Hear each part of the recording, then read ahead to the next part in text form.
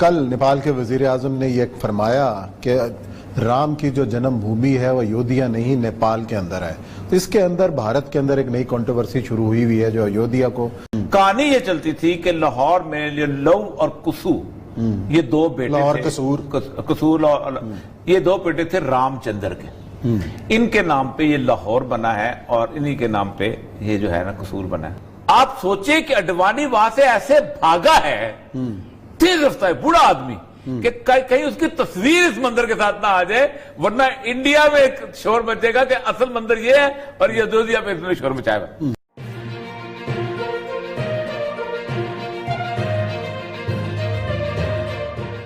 कल नेपाल के वजीर आजम ने ये फरमाया कि राम की जो जन्मभूमि है वह अयोध्या नहीं नेपाल के अंदर है।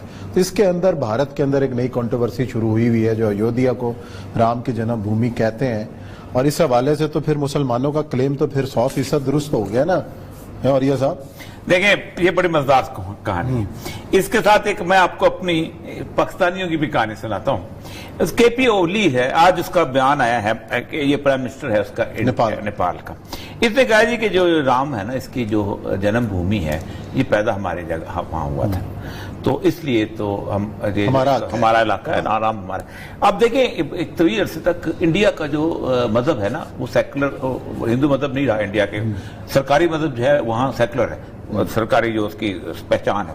जबकि नेपाल तो सदियों से एक हिंदू मजहब के समाज का रहा है और उसका सरकारी मजहब भी हिंदू था।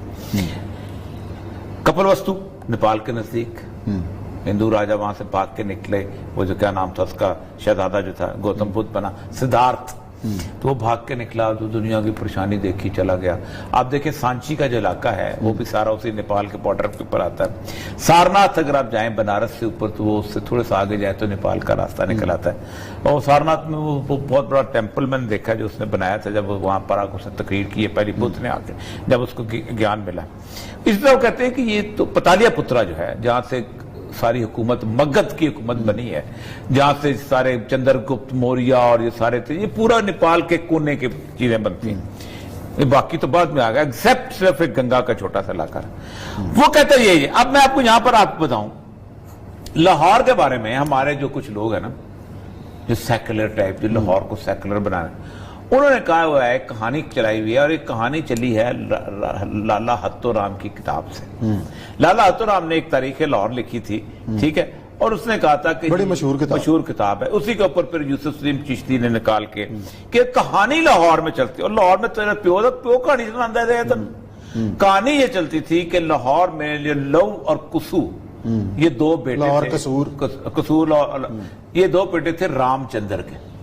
इनके नाम पे ये लाहौर बना है और इन्हीं के नाम पे ये जो है ना कसूर बना है। तो जर्मनी वाला लाहौर किसने बनाया था? वो जो काबल के पास लाहौर के थे, राम पूरे दुनिया में घूमता रहा, ठीक। तो सीता बचाने के लिए ज्यादा रावण, उसके साथ रावण के श्रीलंका गया था ज्यादा, तारीख ये कहती है, तारीख भी उन्हीं की जो वेदों की। अब मसला सारा ये है कि इन्होंने, मैं जब डीजी आर्कियोलॉजी था, LK अडवाणी साहब तशरीफ ला रहे थे, बीजेपी के उस वक्त लीडर ऑफ ऑपोजिशन था और वो कटास राज पे काम करना था। तो इन्होंने यहाँ के जो सेकुलर्स थे, हमारे मुशर्रफ के जमाने में बड़ा शोर था उनका, तो इन्होंने कहा कि जी हमारे पास एक एविडेंस है कि आलमगीरी दरवाजा जो है ना लाहौर फोर्ट का, उसके अंदर मुख्तलिफ खाने, उसके खाने में लव का मंदिर है। अच्छा, लव का मंदिर है, तो वो मंदिर का हम इफ्तिताह करवाएंगे उससे, अडवाणी से और साथ वो कटास राज भी जाएगा और सारा कुछ। इस सूरत हाल में उन्होंने उसको सरा, वो छोटा सा इतना सा मंदिर है, इस मेज से जरा सा बड़ा, उसके अंदर एक शिवलिंग रखा जाए, उसमें तो नहीं था लेकिन शिवलिंग कहते हैं होता था कभी उसका, और उसके ऊपर वो उन्होंने एक गुंबद मुसलमानों की तरफ का बना हुआ था। मुझे उन्होंने कहा, मैंने कहा देखें बात सुने, मैं इस कहानी को बिलीव नहीं करता। आर्कोलॉजिकल एविडेंस ये कहता है कि लाहौर जो है ये दाता साहब के आते के वक्त ये शहर नहीं था, एक छोटा सा गांव था। इसलिए एक दाता साहब ने कहा है कि लाहौर यके मुजाफात मुल्तान अस्त, कि लाहौर मुजाफात का एक मुल्तान है, मुल्तान का एक मुजाफात है। एनी अड़ गए हम उसके साथ। अडवाणी ने एक टीम भेजी वहां पर तहकीक के लिए कि ये मुझे कहा गया है पाकिस्तान के लोगों ने, पाकिस्तान के सेकुलर जो अपने आप को हिंदुओं से एसोसिएट करते थे, तो आप बताएं। वो मेरे पास टीम आई, टीम को मैंने वो मंदिर भी दिखाया, आप बाकी चीजें, मैंने कहा ये आपका है। तो आके उन्होंने मेरे साथ डिस्कस किया। मैंने कहा जी देखो बात सुनो, आप इफ्तिताह करा लें, मुझे क्या है, मंदिर है, आप कर लें, समझते हैं तो जो लोग कहते हैं, लेकिन एक बात तय कर लें कि फिर अयोध्या पे क्लेम खत्म हो जाएगा।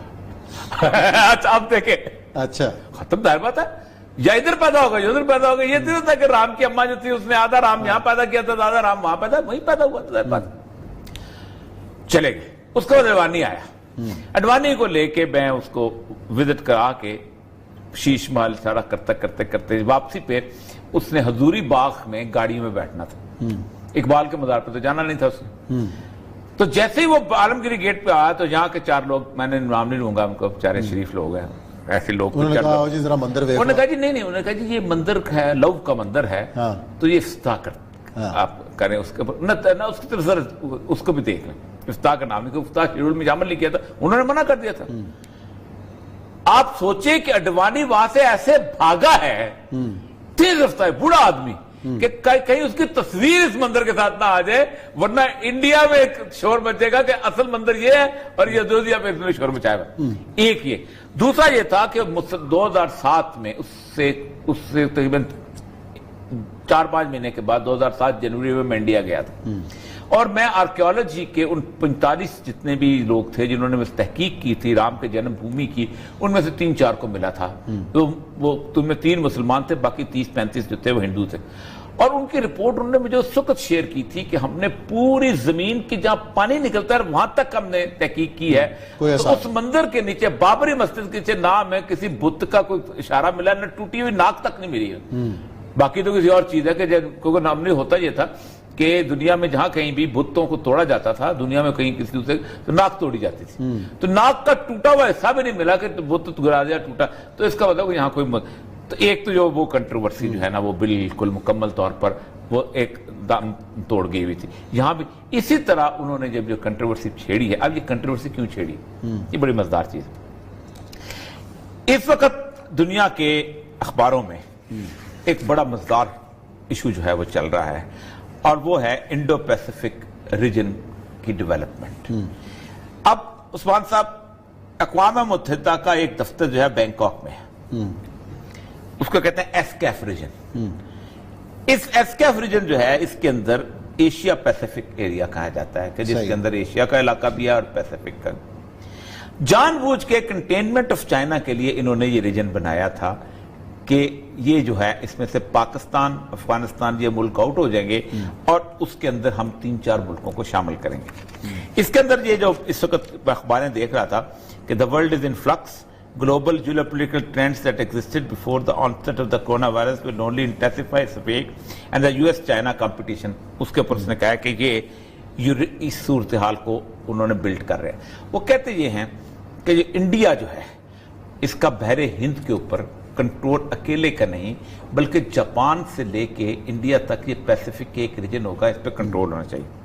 और जापान के बारे में उन्होंने कहा है कि जापान और इंडिया अगर मिल जाए तो जापान की ताकत इस हद तक है कि जापानी, आपको पता है, बर्मा तक पहुंच गए थे। सेकेंड वर्ल्ड वॉर में बर्मा तक जापान की फौजें पहुंची और पूरा चाइना तो उन्होंने ऐसे रौंद के रख दिया था।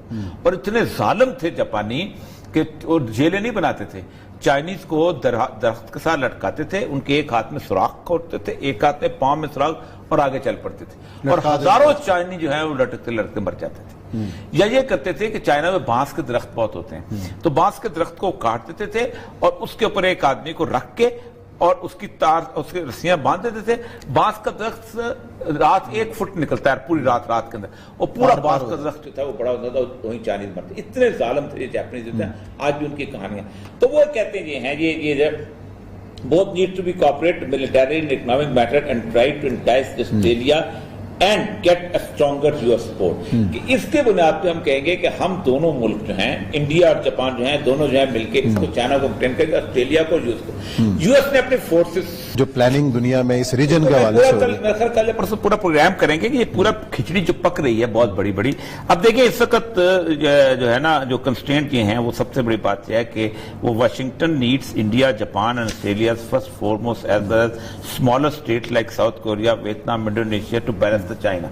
वो एक ग्रुप बनाना चाहते हैं इस पूरे इलाके के अंदर चाइना के मुकाबले में, जो कि बन नहीं पा रहा। उसकी बुनियादी वजह यह है कि चाइना की खुद जो ट्रेड टाइज है अमेरिका के साथ वो खत्म नहीं की जा सकती।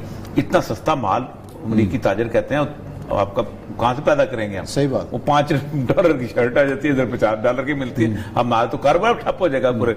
वो भी नहीं कर सकता। फिर सबसे बड़ी बात यह है कि इससे अंदर एक और मसला ये हुआ है कि जो नेटो की जो एक्सटेंशन हो रही थी ईस्टर्न यूरोप तक वो रुक गई है और रूस भी इसको फायदा। ये ऐसा एक सूरत हाल बन गई है जिस सूरत हाल के अंदर नेपाल को उन्होंने उठाया है। ये बहुत अहम चीज है उस फुटेज के ऊपर जिस फुटेज के ऊपर 1925 में बनी थी आरएसएस। बिल्कुल कि हिंदू जो है वो अहम चीज है और हम इसको हिंदुओं को जो है इसको पूरे बड़े सगीर को हम हिंदुओं का हिंदुत्व बनाएंगे। उसने कहा हिंदुत्व तो नेपाल है। तुम कहां से हो?